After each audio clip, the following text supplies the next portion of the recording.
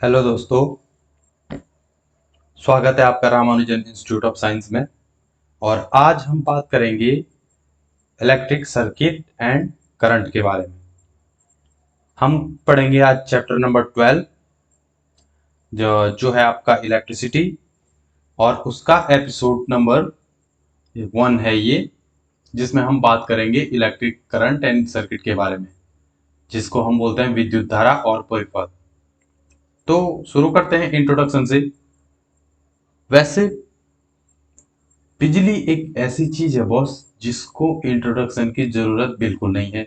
और आप भी ये मानते हैं कि इलेक्ट्रिक करंट को, इलेक्ट्रिसिटी को बोलो, विद्युत बोलो, बिजली बोलो, उसको इंट्रोडक्शन की बिल्कुल भी जरूरत नहीं है। फिर भी एज ए फॉर्मल इंट्रोडक्शन हम देखते हैं बिजली है क्या चीज। तो हॉलीवुड से शुरू करते हैं इसको। मैं आपको दो तीन तरीके से बिजली का इंट्रोडक्शन कराऊंगा। ये गाना एक बार बहुत पहले चला था कि बापूजी जरा धीरे चलो, बिजली खड़ी यहाँ बिजली खड़ी। अब इसमें आप देखिएगा कि इसमें आपको 51 मिलियन व्यूज आए हैं बॉस। इसका मतलब बिजली को अलग से कुछ इंट्रो की जरूरत है नहीं, सबसे बड़ा प्रूफ ये है। और देखो बिजली अपनी लाइफ में दूसरा कैसे आती है। इनको पहचानते हैं आप? कौन है ये हैं आपके देवराज इंद्र। देवराज इंद्र के हाथ में जो आप देख पा रहे हैं, ये क्या चीज है? इसको बोलते हैं वज्र। वज्र का मतलब है कि एक तरीके की बिजली। जब भी देवराज इंद्र कुपित होते हैं तो वो क्या करते हैं? वज्रपात करते हैं, यानी कि बिजली गिराते हैं। तो बिजली आज से नहीं है, देवताओं के टाइम से है। ठीक है, दूसरा इंट्रोडक्शन भी ठीक ही लगा हमें। तीसरा, आपने अक्सर देखा होगा जब रात को एक तो बारिश हो रही है, डरावनी रातें हैं, और डरावनी रातों में आपको बिजली चमकती हुई दिख रही है, बिजली, और बिजली और ऊपर से चमक रही है। लेकिन एक चीज और है, हो सकता है कि देखो ये तो है बिजली के कुछ ऐसे इंट्रोडक्शन जो बहुत अच्छे नहीं, लेकिन बिजली जो नॉर्मली हमारे लिए हमारी लाइफ में जो बहुत ज्यादा पॉपुलर है, जैसे हमारे पंखा। एक एग्जांपल हो सकता है कि पंखा पंखा बिना बिजली के नहीं चल सकता। सिमिलर, जिस लैपटॉप पे मैं काम कर रहा हूँ, या जिस मोबाइल या लैपटॉप से आप ये लेक्चर पढ़ रहे हैं, देख रहे हैं, इसके लिए आपको क्या चाहिए? बिजली चाहिए। तो हमारी लाइफ में तो इसका इंपॉर्टेंट रोल हो है ही। और इसके भी ऊपर एक और बात, बिजली इतनी खतरनाक चीज है कि अगर आपने गलती से कोई वायर छू लिया तो खत्म होना है, सीधे खत्म। लेकिन उसके बाद भी अगर बिजली एक दिन नहीं आई ना, तो लोग देखो हड़ताल करने लग जाते हैं। अगर मैं बोलूं कि अगले 48 घंटे के लिए 48 घंटे बिजली नहीं आएगी साहब, 48 घंटे जो है पावर नहीं आए आ पाएगी, फिर आप देखो जरा, लोगों का जीना हराम हो जाएगा। तो कुल मिला के देखो, कुछ तो है। कुल मिला के अपने लिए इंपॉर्टेंट ये चीज क्या है कि जो बिजली है ना, जो बिजली है वो है तो बहुत इंपॉर्टेंट, है कि नहीं? बहुत बवाल चीज है एकदम, है। अब हम ये देखेंगे कि आखिर फिजिक्स की दुनिया में इसका क्या इंपॉर्टेंस है। फिजिक्स के नजरिए से हम बिजली को समझेंगे। आगे देखते हैं। एक्चुअली देखो, अगर हमारे पास बिजली आ रही है ना कहीं से बन के आती है। क्योंकि जब आप देखो, सुबह से लेके शाम तक आप बिजली का यूज कर रहे हो, आपके पास बिजली आ रही है, आप उसको कंज्यूम कर रहे हो।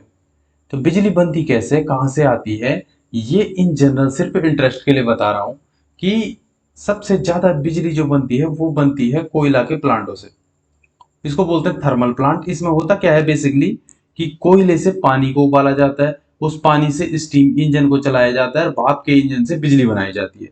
और 80% बिजली आज की डेट में भी 80% बिजली यहीं से आती है। और देखो, कोयला अगर जल रहा है ना बॉस, कोयला अगर जल रहा है तो डेफिनेटली जो है पर्यावरण भी प्रदूषित हो रहा है। कोयले का सीधा सा मतलब है कि पर्यावरण का नुकसान है। तो इसीलिए आप जब देखोगे, इसीलिए जब हम बोलते हैं आपको बिजली बचाओ, बिजली बचाओ, इसके कई फायदे हैं। एक तो बिजली बनी कम रही है, और दूसरा जो बिजली आ रही है अपने पास, वो क्या कर रही है? कार्बन, वो आ रही है कार्बन से। तो आप क्या करोगे? कार्बन कि खपत भी कम करोगे जब आप बिजली बचाओगे तो।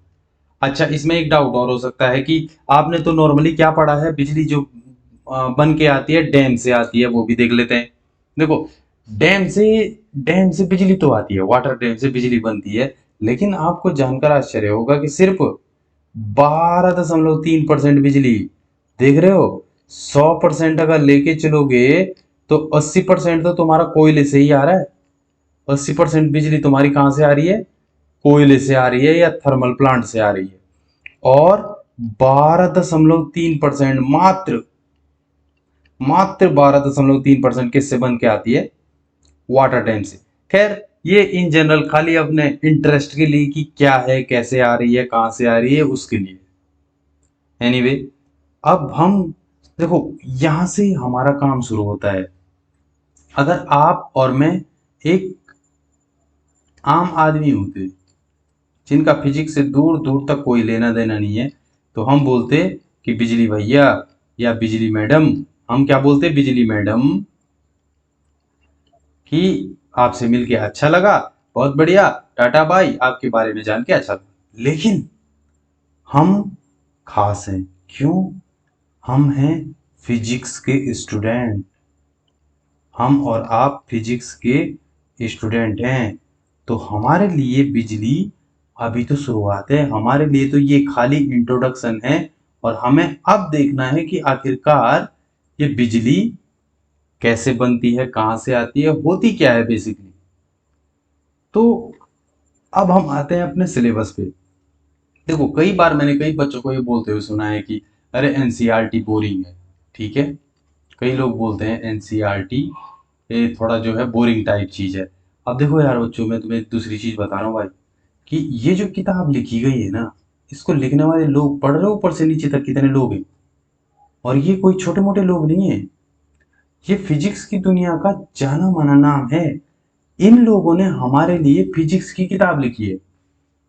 तो जो भी लिखा गया है उस किताब में, उसको हम सम्मान सहित पढ़ेंगे और देखेंगे क्या लिखा गया है बिजली के बारे में।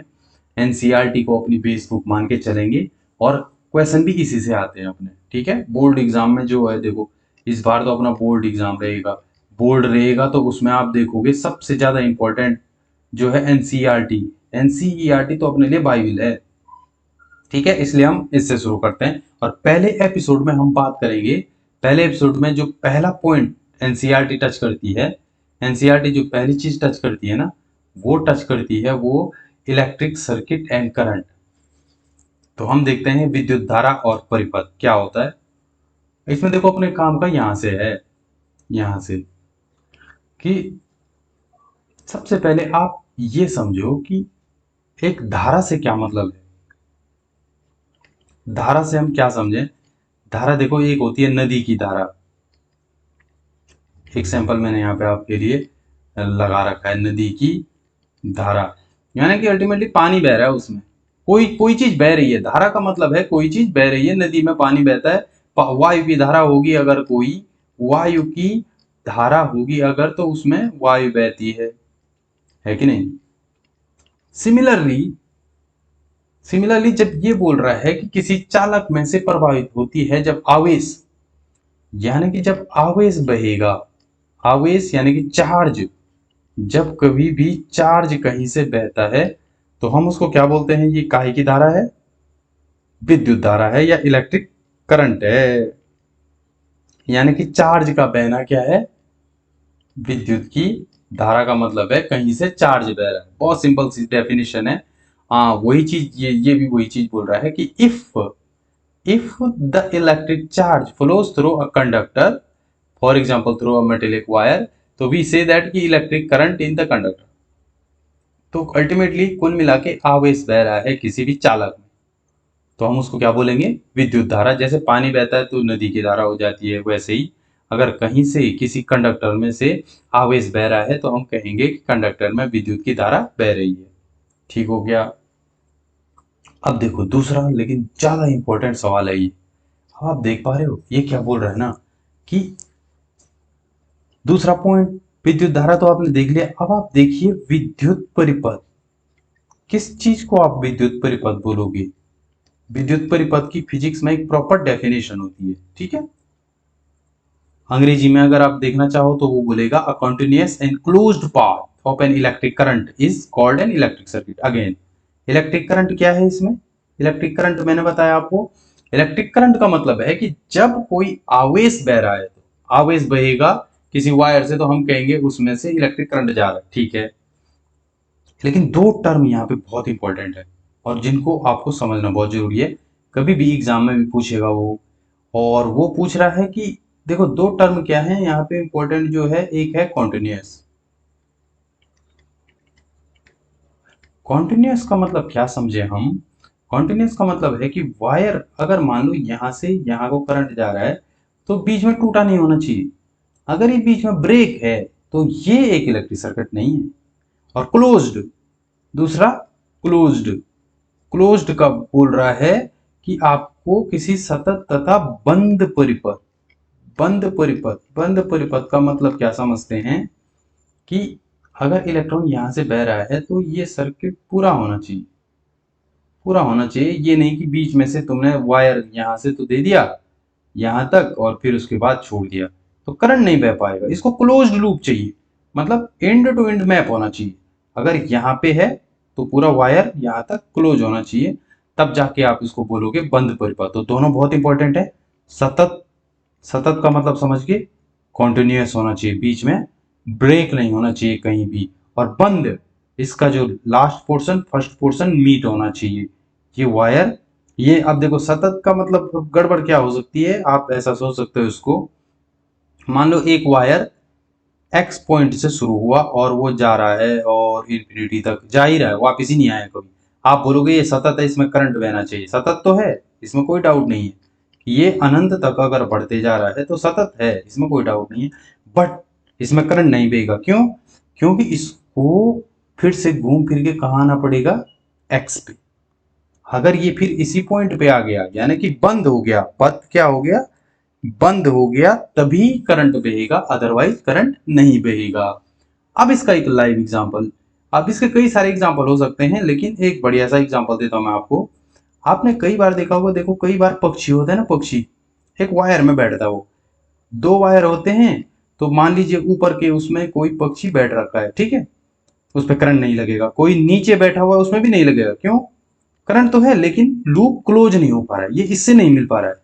लेकिन अगर गलती से किसी पक्षी ने यहां से और ये टच कर लिया तो लूप क्लोज हो गया, क्लोज हो गया, ये दोनों मिल गए, मामला खत्म है। तो इसी लॉजिक को हम समझते हैं विद्युत परिपथ में। तो इलेक्ट्रिक सर्किट का मतलब आप समझ गए क्या है इसमें?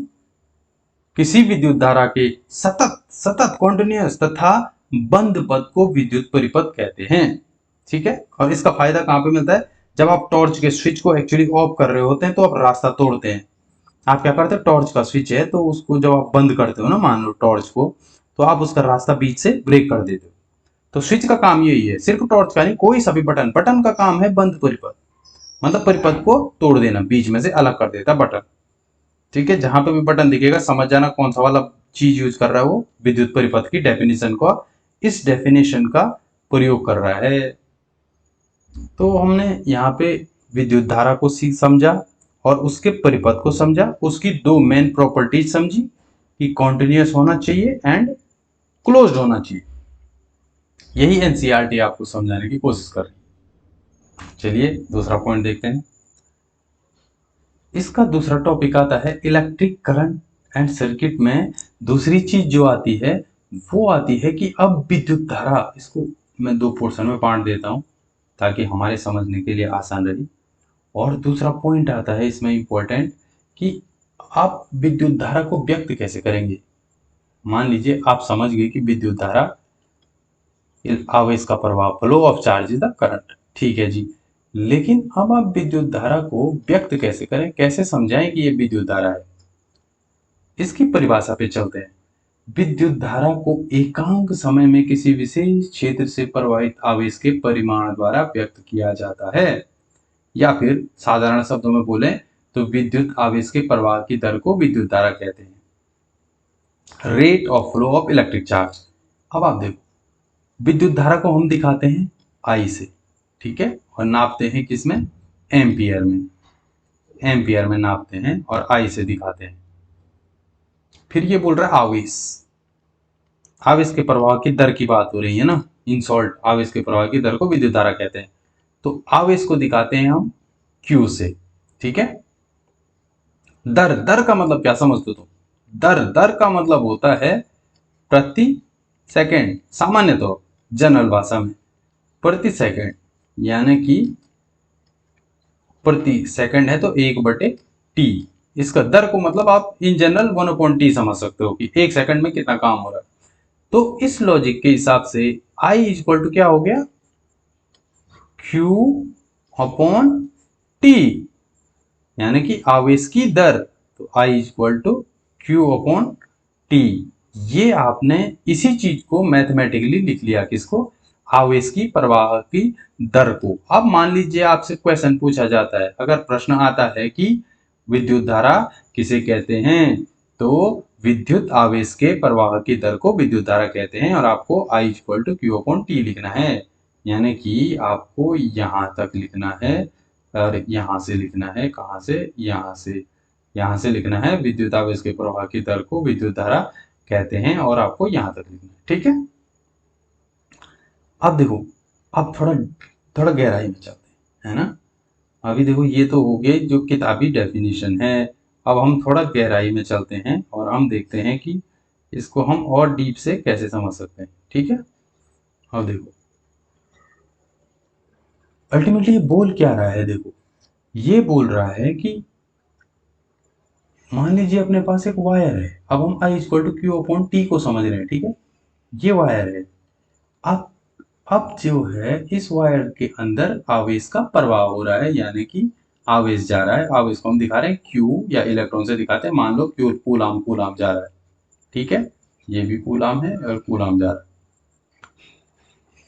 है। एक दूसरा वायर है, उसके अंदर से भी कूलाम जा रहा है, लेकिन ज्यादा कूलाम जा रहा है, मतलब नंबर ऑफ कूलाम जो है ज्यादा है, नंबर ऑफ आवेश ज्यादा है। तो कॉमन सेंस से आप क्या बोल दोगे, आप कॉमन सेंस से एक चीज बता सकते हो कि इसमें ज्यादा विद्युत धारा किसमें है, इस दोनों में बताओ, इसमें ज्यादा विद्युत धारा है या इसमें ज्यादा विद्युत धारा है।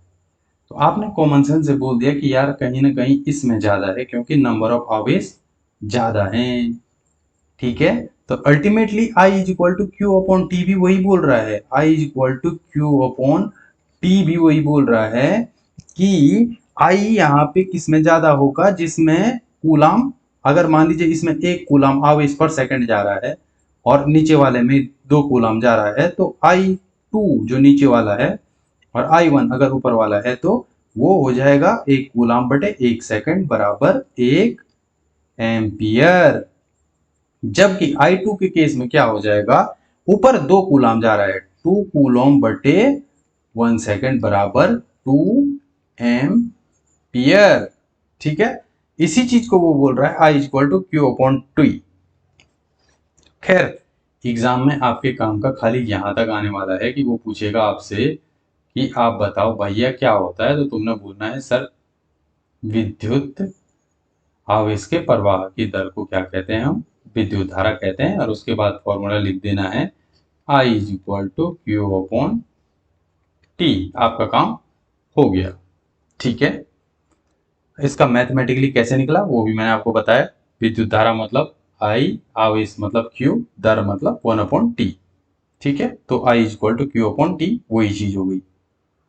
अब इसमें आगे देखते हैं एनसीईआरटी आपसे क्या कह रही है। इसने आपको एक उदाहरण दिया है और वो उदाहरण भी हम सॉल्व करेंगे। उससे पहले ये बोलता है हमसे कि आप जब बोल रहे हो, जैसे हमने कहा कि I का मात्रक है, I को नापा जाता है एम्पियर में, ठीक है। अब एक बहुत इंपॉर्टेंट सवाल जो अक्सर पूछा जाएगा आपसे, वो ये पूछा जाता है कि 1 एम्पियर क्या होता है, या एम्पियर की परिभाषा क्या पूछा जाएगा, 1 एम्पियर क्या होता है या एम्पियर की परिभाषा। और वही मैंने ऊपर लिखा है, आप देखेंगे कि 1 एम्पियर विद्युत धारा की रचना प्रति सेकंड 1 कूलम आवेश के प्रवाह से होती है। अर्थात बहुत सिंपल चीज है, I is equal to Q/T ये तो याद कर लो और ये हमें पता है। इसका मतलब क्या है, आई 1 एम्पियर कब होता है, आई 1 एम्पियर होगा जब 1 कूलम आवेश 1 सेकेंड तक बहेगा। 1/1 का क्या हो जाएगा, 1 हो जाता है। इसका मतलब वही चीज बोल रहा है कि विद्युत धारा की रचना 1 एम्पियर विद्युत धारा की रचना प्रति सेकंड 1 कूलम आवेश के प्रवाह से होती है। सिंपल। इसी चीज को और अच्छे से समझते हैं। देखो क्या होगा अगर 1 कूलम के बजाय 2 कूलम आवेश बहता तो, या 5 कूलम बहता तो क्या होगा। मान लीजिए आवेश Q बराबर, मान लीजिए इस केस में Q I equal to Q/2 होता है if Q equal to 3 coulomb. तो इसका मतलब क्या हो जाता, I इक्वल टू भी क्या हो जाता, I इक्वल टू Q, और पर सेकंड अगर वो है तो 1 सेकंड में फिर 3 एम्पियर बहता, क्योंकि वो क्या हो जाता 3/1 सेकंड, यानी कि I equal to 3 ampere. Okay, let us assume कि Q बराबर 6 कूलम है, तो I इक्वल टू क्या हो जाएगा 6/1 विच इज 6 एम्पियर। एनीवे, ये जो एम्पियर शब्द आया है ये कहाँ से आया है।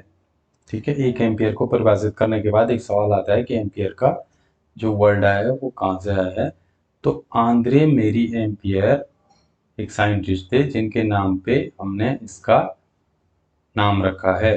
ठीक है, अब इसमें देखो, an instrument called ammeter. Ammeter एक ऐसा इंस्ट्रूमेंट है ना, अमीटर, जो इलेक्ट्रिक करंट को, सर्किट में करंट कितना है उसको नापता है।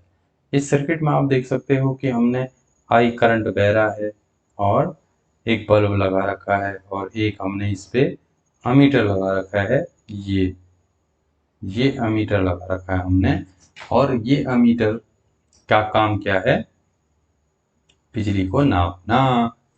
दिखता कैसे वैसे, बेसिकली देखो पहले तो एक सिंपल बेसिक अमीटर ऐसे आते थे, लेकिन अभी एडवांस में वोल्ट मीटर आता है जो अमीटर जो करंट वगैरह भी सारा नाप लेता है। ठीक है, तो हमने देखा 1 एम्पियर किसको बोलते हैं, और फिर हमने देखा आंद्रे मेरी एम्पियर। ये बहुत इंटरेस्टिंग है। एक उदाहरण है जिसमें वो ये हमसे जानना चाहता है, और ये उदाहरण का मैंने जैसा का सेम स्क्रीनशॉट लगा दिया, इसको समझते हैं। ये दिया गया है, क्या दिया गया है, दिया है क्या, इस उदाहरण में हमसे दिया गया है कि एक विद्युत बल्ब के तंतु में से 0.5 एम्पियर विद्युत धारा 10 मिनट तक प्रवाहित होती है। क्या दे रखा है, आई विद्युत धारा आई इक्वल टू क्या दे रखा है, 0.5 एम्पियर। ठीक है, टी टी बराबर टाइम बराबर क्या दे रखा है, 10 मिनट। 10 मिनट, अब देखो पहली चीज तो ये मिनट में है, तो तुम्हें पता है आई एस जो हमारा ऐसा सिस्टम है ना, ऐसा सिस्टम, तो वो क्या बोलता है सेकंड। टी हमेशा किस में होना चाहिए, सेकंड में होना चाहिए, तो इसलिए इमीडिएट इसको पहले तो सेकंड में कन्वर्ट कर दो। 10 1 गुणा के 1 मिनट बराबर कितने सेकंड, 60 सेकंड। 60 सेकंड होता है ना, तो यानी कि 600 सेकंड की बात कर रहे हैं। टी इक्वल टू हमने निकाल दी। और क्या दे रखा आपको, विद्युत परिपथ से प्रवाहित विद्युत आवेश का परिमाण, क्यू क्यू बराबर पूछ रहा है। अब वी नो दैट, हम जानते हैं क्या, I is equals to Q upon T, ये हमने पीछे से पढ़ा था। तो सिंपल गणित लगा के आप देखोगे कि I into T equal to क्या हो जाएगा, Q. So it means Q है हमारे पास, नहीं क्यू तो निकालना ही है, तो आई हमारे पास कितना, 0.5 एम्पियर मल्टीप्लाइड बाई किससे, टी है 600 second, which will be equal to बराबर 300 एम्पियर का एम्पियर बचेगा और सेकंड बचेगा।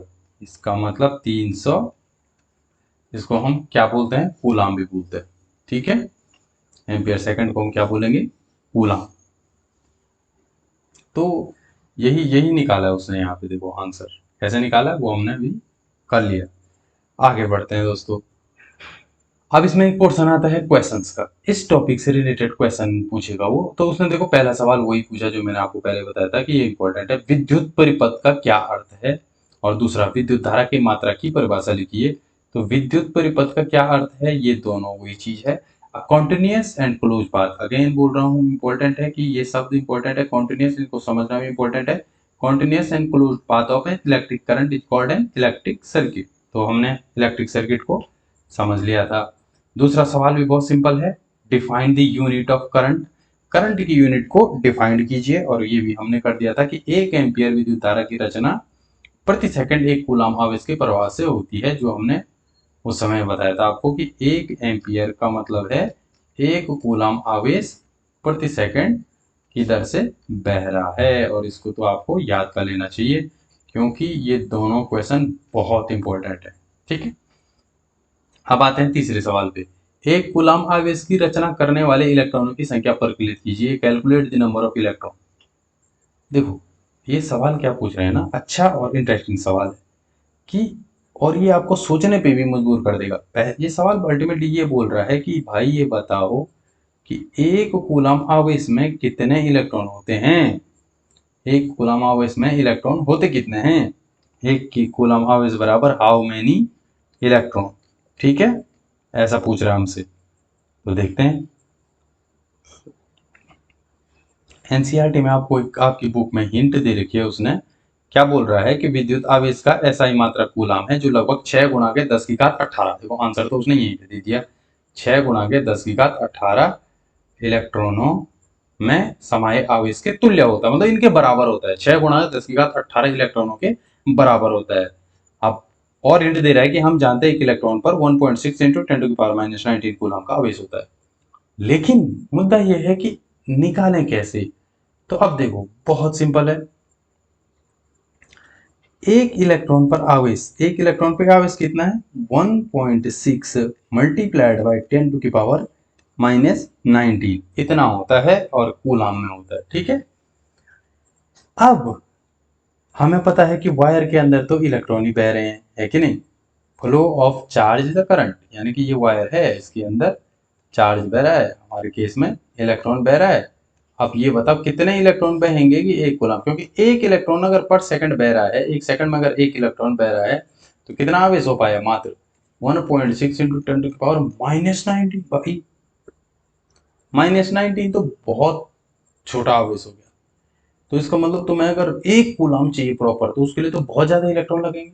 अब देखो गणित क्या बोलती है, गणित की मदद देते हैं। Let's say late assume that, हम मान लेते हैं कि x इलेक्ट्रॉन बह रहे हैं, कितने, नंबर ऑफ इलेक्ट्रॉन बराबर नंबर ऑफ इलेक्ट्रॉन बहने पे 1 कूलम चार्ज आ जाएगा। तो इसका मतलब देखो, इसका मतलब 1 कूलम बराबर x इलेक्ट्रॉन मल्टीप्लाइड बाई, एक इलेक्ट्रॉन पे कितना है, 2 पे होता तो 2 होता, 2 मल्टीप्लाइड बाई, अब x पे है तो x मल्टीप्लाइड बाई 10⁻⁻19 कूलम। ठीक है, तो x बराबर क्या हो जाएगा, ये यहाँ गुणा में है तो यहाँ भाग में आ जाएगा। तो x बराबर हो जाएगा 1/1.6 मल्टीप्लाइड बाई 10⁻⁻19। ठीक है, इसको अगर आप सॉल्व करोगे ना तो आपको मिलेगा 6.25 मल्टीप्लाइड बाई 10⁻18 इलेक्ट्रॉन। तो x बराबर कितना हो गया, इसका मतलब 1 कूलम चार्ज में कितने इलेक्ट्रॉन बहते हैं, 6.25 इंटू 10⁻18। अब देखो कुछ हो सकता है आपको 1/1/16 हल कैसे करना है, अगर आपको ये आइडिया देना है तो मैं ये आइडिया भी दे देता हूँ, मैंने कैसे सॉल्व करते हैं इसको। सिंपल गणित है, देखो कुछ नहीं है, यानी कि 1/1/16, मैं बोल रहा हूँ 1 इंटू 1.6 मल्टीप्लाइड बाई 10⁻⁻19। रिजॉल्व कैसे करते हैं, इसको सॉल्व कैसे करते हैं, देखो माइनस में पावर है तो 1/1.6 को तो ऐसे लिख लेते हैं। माइनस की पावर जब हमेशा ऊपर आती है तो पावर क्या हो जाती है, प्लस की हो जाती है। 1.6 को जरा 1 में भाग दे के देखते हैं। 1.6 भागा 1, अब ये दशमलव है तो इसके बदले यहाँ पे 0 लगा लेंगे। ठीक है, दशमलव को इस स्थान के स्थान पे 0 लगाना पड़ता है। फिर आपने यहाँ पे दशमलव लगाया क्योंकि 10 में भाग जाएगा नहीं। फिर ये हो गया कितना, 100, तो 16 पंजा 80, 16 का 96, 96 बच्चा 4, 4 बच गया। अब फिर लगाया आपने भाग में जाने की शून्य, 16 सौ दूनी 32 बचा 8 और 100 पंजे कितना हो जाता है 80, यानी कि अल्टीमेटली 0.625 मल्टीप्लाइड बाई 10⁻19, यही बात हो रही है। ठीक है, अब देखो इस पावर को एक कम कर दो, दशमलव को यहाँ ले जाओ, ये गणित है। देखो अब नहीं आ रही है समझ में तो मैं गणित भी पढ़ाऊंगा, देखूंगा, लेकिन अभी के लिए ये ऐसे सॉल्व होता है। ठीक है, हालांकि आप यहाँ तक भी लिखोगे तो आज, लेकिन ये अच्छा सवाल है, सवाल बहुत अच्छा है। तो इसके साथ हमारा 12.1 को कंप्लीट हो जाना चाहिए एज पर सिलेबस। सिलेबस पाठ्यक्रम के हिसाब से तो इतना ही है। ठीक है, लेकिन देखो फिजिक्स में और मजेदार चीजें उसने दे रखी हैं दो। वो एक चीज आपसे पूछ रहा है, ये है दिमागी कसरत। कैसी कसरत है ये? इसमें आप ये मत सोचो कि किताब में क्या दे रखा है क्या नहीं दे रखा है, वो अलग मुद्दा है, सर एग्जाम में नहीं आएगा। पहली बात, दिमागी कसरत का मतलब है ये एग्जाम में नहीं आएगा, और ये फिजिक्स की खूबसूरती है। ये क्या बोल रहा है कि यार कभी तुमने सोचा है, जब मान लो ये वायर है, ये एक वायर है, तुमने कभी सोचा यार कि वायर के अंदर तो एटम रहते हैं ना, चिपके चिपके रहते होंगे, बीच में तो जगह ही नहीं रहती होगी, ऐसी फुल्लो रखा होगा एकदम। और अगर तुम उसकी केमिस्ट्री देखोगे ना तो कभी कभी तुम्हें पता चलेगा कि यार कोई कोई तो चौकोर होते हैं, कोई षटकोण होते हैं, तो फुल पैक है मतलब। तो इलेक्ट्रॉन तो बेचारा यहाँ से अंदर घुसेगा ये तो जा ही नहीं पाएगा, टकरा नहीं जाएगा इन सबसे। जबकि आपको जानकर आश्चर्य होगा, एक्चुअली इलेक्ट्रॉन इस वायर के अंदर ऑलमोस्ट वैसे ही जाता है जैसे इसके अंदर कुछ ना हो, इसको जैसे फुल खाली जगह मिली हो, फुल मस्ती में जाता है कि आराम से मजे में निकल जाता है। ठीक हो गया। दूसरी मजेदार बात क्या है कि अगर इलेक्ट्रॉन जाएगा तो मजे में, लेकिन जब इसमें कोई इलेक्ट्रिक करंट फ्लो होता है ना, इलेक्ट्रिक करंट फ्लो होने का मतलब है कि इलेक्ट्रॉन जब इसमें से बहना शुरू करते हैं तो उनकी औसत स्पीड, अगर आप देखोगे इलेक्ट्रॉन की ना औसत स्पीड, तो वो औसत स्पीड है 1 mm प्रति सेकंड। बताओ, 1 mm प्रति सेकंड, इसका मतलब है कि वो 10 सेकंड में कितना बढ़ पाएगा, 1 सेंटीमीटर। आपने कभी सेंटीमीटर की स्केल पे देखना, 1 सेंटीमीटर इतना भी नहीं होता, इतना भी नहीं होता। तो 10 सेकंड में ये 1 सेंटीमीटर चलता है। लेकिन मजेदार बात यह कि जैसे ही आप बटन खोलते हो ना, बटन बटन खोलते हो लाइट जल जाती है, बटन खोलते ही आपकी लाइट ऑन। ऐसा कैसे? बहुत तेजी से लाइट ऑन हो जाती है ना? तो ये आपके लिए यहाँ पे मैं छोड़ रहा हूँ, ये दोनों चीजें मैंने आपको बता दी, फैक्ट कि इलेक्ट्रॉन एकदम अंदर फ्री होके घूमता है। दूसरी बात बताती है कि उसकी एवरेज स्पीड बहुत कम होती है। और तीसरा क्वेश्चन फिर मेरा ये है कि लाइट ऑन खोलते ही, ऑन बटन ऑन करते ही लाइट कैसे खुल जाती है, इलेक्ट्रॉन इतनी जल्दी कैसे जाता हो? लगाओ दिमाग, सोचो जरा, ऐसा कैसे हो सकता है? तो ये लगाओ दिमाग। एक और इंटरेस्टिंग बात बताता हूँ। एक्चुअली इसमें क्या है पंगा, तुम ये चीज देख रहे होंगे कि जो मैं आपको करंट की डायरेक्शन बता रहा हूँ, ये है एक फिगर, करंट का फिगर है। ठीक है, इसमें देखो एक बैटरी है, एक बैटरी बनाई गई है। ठीक है, और हम ये मानते हैं ये बड़ा वाला पॉजिटिव है और ये नेगेटिव है, तो हम हमेशा मान के चलते हैं। और ये तुम्हारा बल्ब है, ये हो गया हमारा बल्ब, और ये हमने एक मीटर भी लगा दिया। ठीक है, अब ये तो इसमें इंटरेस्टिंग फैक्ट ये, हम ये मान के चलते हैं कि यार करंट यहाँ से आया प्लस वाले से, क्योंकि पॉजिटिव से नेगेटिव की तरफ ही तो जाएगा, यहाँ और यहाँ जाता है। पॉजिटिव से नेगेटिव की तरफ क्यों जाता है? क्योंकि विपरीत विपरीत जो चार्ज है ना, विपरीत चार्ज एक दूसरे को अट्रैक्ट करते हैं। ठीक है, तो इसलिए पॉजिटिव से नेगेटिव की तरफ जाता है। लेकिन अभी हमने पढ़ा कि इसके अंदर तो इलेक्ट्रॉन बहते हैं, इलेक्ट्रॉन बहते हैं, तो इलेक्ट्रॉन का तो नेगेटिव चार्ज है, यानी कि जब करंट फ्लो हो रहा है तो इलेक्ट्रॉन चल रहा है, तो इलेक्ट्रॉन तो पॉजिटिव से नेगेटिव की तरफ जाएगा नहीं, इलेक्ट्रॉन तो नेगेटिव है। तो हमेशा नेगेटिव से किसकी तरफ जाता है? पॉजिटिव की तरफ जाता है। यानी कि वास्तव में इस तार के अंदर क्या होता है, तार के अंदर इलेक्ट्रॉन यहाँ से निकलता है, यहाँ से होते हुए पॉजिटिव की तरफ जाता है, लेकिन जब हम इसमें दिखाते हैं तो हम क्या दिखाते हैं, पॉजिटिव से नेगेटिव जा रहा है साहब। करंट हमेशा हम दिखाते हैं कि प्लस से माइनस की ओर जा रहा है। ये गलत नहीं है, गलत सही से कोई खास मतलब नहीं है इसका। इसका एक्चुअली लॉजिक क्या है ना, जब हमने करंट को ढूंढा था ना, करंट को जब साइंटिस्ट ने करंट ढूंढा, तब तक उनको इलेक्ट्रॉन के बारे में पता नहीं था। इलेक्ट्रॉन की खोज तो बाद में हुई, इलेक्ट्रॉन बाद में खोजा गया, और परंपरा क्या बन गई थी, इलेक्ट्रॉन बाद में मिला। तो परंपरा ऐसी हो गई थी कि यार ये प्लस से माइनस की तरफ ही चलता होगा, इसलिए अब हमने इस चीज को बरकरार रखा है। इसके पीछे कोई लॉजिक नहीं है, बस ये एक इंटरेस्टिंग फैक्ट है कि फिजिकली तार के अंदर इलेक्ट्रॉन माइनस से प्लस की तरफ जाता है, जबकि हम साइन में दिखाते हैं कि कोई भी करंट जो है प्लस से माइनस की तरफ जा रहा है। ठीक है, बस एक इंटरेस्टिंग बात है, सिलेबस से कोई लेना देना नहीं, इसीलिए मैं बोल रहा हूँ चिल मार के रहो। ये दो चीजें, ये दोनों पॉइंट, इसका सिलेबस से कोई लेना देना नहीं, ये सिर्फ फिजिक्स में इंटरेस्ट के लिए। आगे बढ़ो। तो थैंक यू वीडियो देखने के लिए, और अगले एपिसोड में हम बात करेंगे दो और नए फैक्टर के बारे में। वो है विद्युत विभव क्या होता है और विभवांतर क्या होता है, पोटेंशियल डिफरेंस क्या चीज है। ठीक है, चैनल को सब्सक्राइब करना मत भूलिएगा, और आपका बहुत बहुत धन्यवाद। मिलते हैं। बिजली से प्लीज दूर रहिएगा। अगर आप बिजली से ठीक ठाक मात्रा में दूर रहेंगे तभी हम अगले एपिसोड में मिल पाएंगे। तब तक के लिए जय हिंद, जय भारत।